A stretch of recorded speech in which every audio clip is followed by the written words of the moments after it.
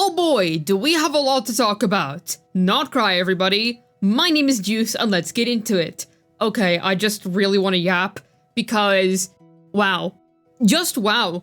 That was genuinely one of the best version live streams that I think Genshin has had in the past while. I mean, the bar wasn't that high because, you know, we're coming off of Notlan, which, let's be real, not many people liked it. I didn't really care for Notlan much myself, but I have to say, this particular live stream was such a step up.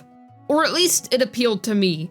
I'll say that in terms of the actual region of Nord Krai, I really like how everything looks. It's beautiful. All the regions seem so unique, and I really like how Nord Krai is kind of like a conglomeration of plenty of different types of people, as opposed to one fixed type of person. There are still Nord Krai natives, but there are of course plenty of other people from different regions and such, and I just think that's very interesting. It all looks very unique aesthetically, while still feeling very uniquely Genshin, and it's just really charming all around. I think that the little flavor additions, such as Llama getting respect from her clan, or Flins and Steel being able to listen to the cries of those dead zombie people, that's really cool. I like that. I think that's really cool. It reminds me of back whenever Nahida came out, you were able to read people's minds in Sumeru with her. That was a really cool little flavor addition, and I'm pretty sure anybody who got Nahida at that time probably went around and checked all the NPCs' thoughts and that type of thing, because it was just an interesting little thing to do. So I like that they're adding that back. Since they did try it before with Nahida, but I don't think they really expanded on it from there. Do let me know if I'm missing someone that does have something like that. I might be, but I'm pretty sure it's just Nahida. Otherwise, I have to say, all around, Nord Krai itself seems to be a really good version update. In terms of anniversary rewards, we're getting 20 pulls from login, 1.6k Primo Gems, and then 10 Intertwined Fates. The standard banner selector is coming back this year, as expected, very nice, and you can now pick Brickzuki as well if you want. And then something interesting.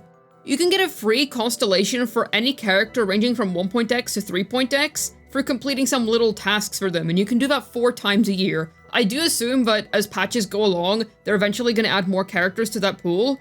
It's a shame that they didn't include the Fontaine characters, however, it is technically a giveaway of free limited 5-star constellations, so I don't really think that's a bad thing.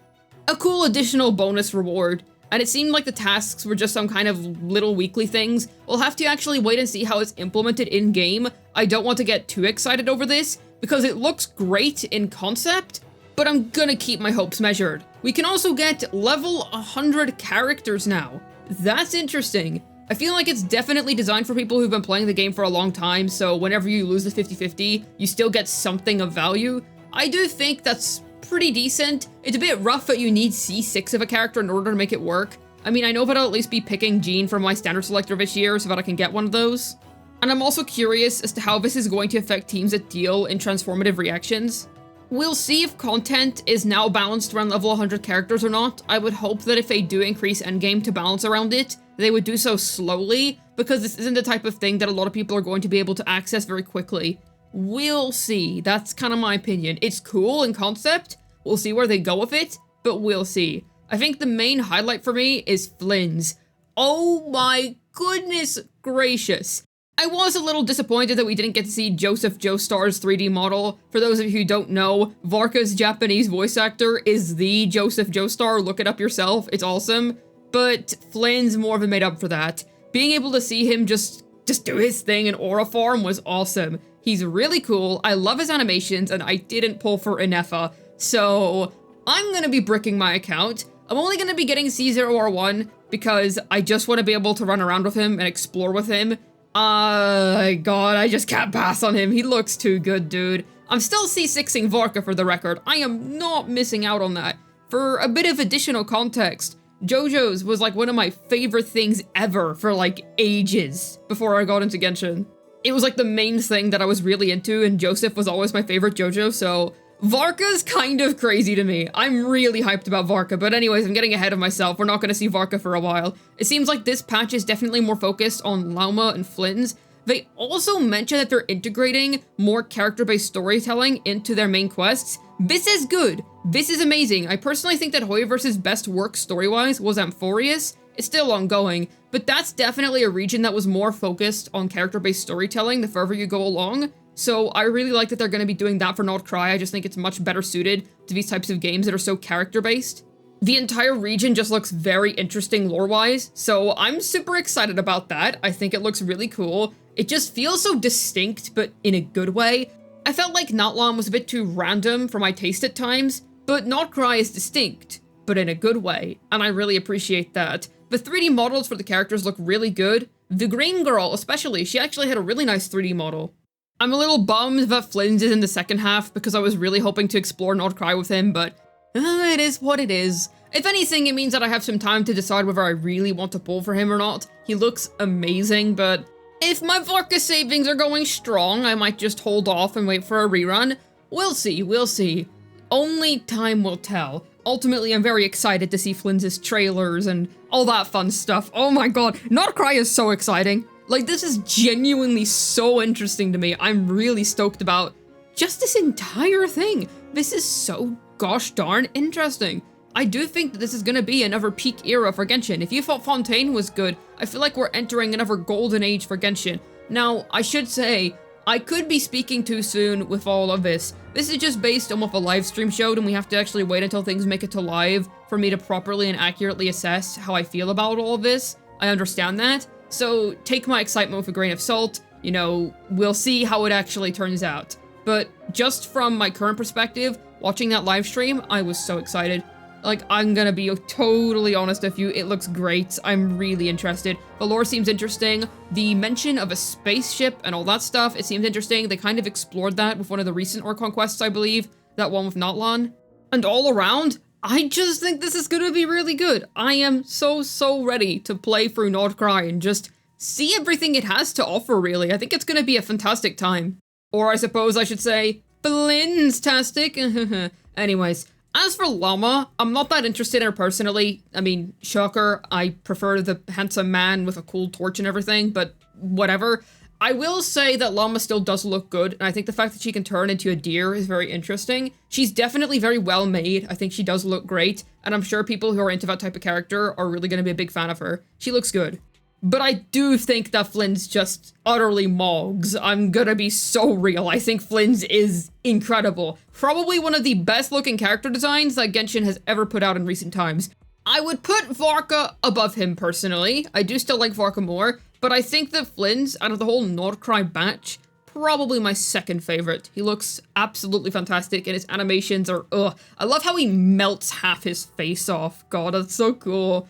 I love that. This is so interesting what they're going for here. It's actually very exciting. At least to me, it's very exciting. I think that 6.0 is going to be a great time. Personally, I think it is genuinely going to be a great time. Oh, another thing that surprised me. Okay, so I recently got into League of Legends. It's too late. I've already fallen into the hole. I've already gotten plenty of good games. Don't try and save me. I may not really on Soul if you care. But anyways, so I got into that recently, and I watched Arcane not too long ago. And I was so surprised when they randomly put an animation on screen that seems like it was done by Fortiche. That is a very random collab. I mean, maybe they've worked with others before. I just usually associate them to be like the League of Legends animator people. But I thought that was pretty cool. I have to say, Flynn's looks really nice in the Fortiche style. I would hope that they actually continue to work with Genshin for future streams. It was probably just a special exception for 6.0. But it would be cool to see what Varka looks like in their interpretation. I don't know, I just think that would be neat. I will say one thing that I found kind of lame. They are going to let us farm materials any day of the week, but only for a limited time? Why for a limited time? Just make it permanent. You've already implemented it into the game, just keep it like that. Like, it's a great change, but why are you limiting it? That's like the main gripe I have, like, come on. There was no reason to limit that. There was just no reason to limit that. I just think that was a bit silly. So I'll be honest and say I don't like that for whatever reason they've just decided to make it limited. I mean, it's great that they're trying it, but I don't really want to give them too much credit because why are we trying it? It's obviously gonna be a good change. Just implement it straight up. The condensed resin change was nice. It's now going to cost 60 resin to craft a condensed. So that means that you can craft 2 condensed resins and then that's all of your encounter points done. I think that's pretty convenient for doing dailies. Very nice. I personally would still like them to increase the amount of condensed that you can hold at a time. I would say up to 10 would be nice. But ultimately, there's definitely some pretty good changes here. But let the freaking materials thing be permanent instead of making it limited. It better be permanent in the future. Like, and when I say future, I mean literally next patch, like 6.1 or something. Don't make us wait another year for this. When it comes to the UGC thing, I don't even know what to say. What? I mean, I'll give it a go. It looks fun. It's definitely not what I would expect from Genshin. But I'm so surprised. It's definitely interesting. Seems like they're adding a game inside of a game, kind of like what they did with TCG, but to a much deeper level. So I'm interested. I'll at least give it a go. I don't really have much to say about it. I'm just kind of like, yeah, okay, we'll give it a go. So all things considered, I'm very excited for Not Krai. I think that this is genuinely going to be one of the best new region releases that Genshin has ever had. I mean, it's obviously a lot better than Natlan, but that's kind of the bar. In general, I think it's going to be one of their better region releases. I'm excited to see the story. I'm probably going to pull for Flynn's, but if I don't, well then that's just more savings for C6 Varka. Cannot wait for that. And yeah, all things considered, I'm just really excited. It's hard to say much else. It's just like, wow, I'm very impressed. The entire livestream was just very well put together. I also think that the presentation style for the livestream itself, where they kind of let the footage do the talking itself, that was good, and I would hope that they continue with that in the future. I can definitely understand being skeptical after Natlan and how that went, but honestly, I'm willing to put some faith on this. I'm excited to explore it. Ultimately, I think it looks good. How about yourself? Are you interested in Not Krai, or are you a little bit skeptical? Let me know down below. I'd love to hear your thoughts. Hopefully this video was able to tell you my current feelings and thoughts on Not Krai.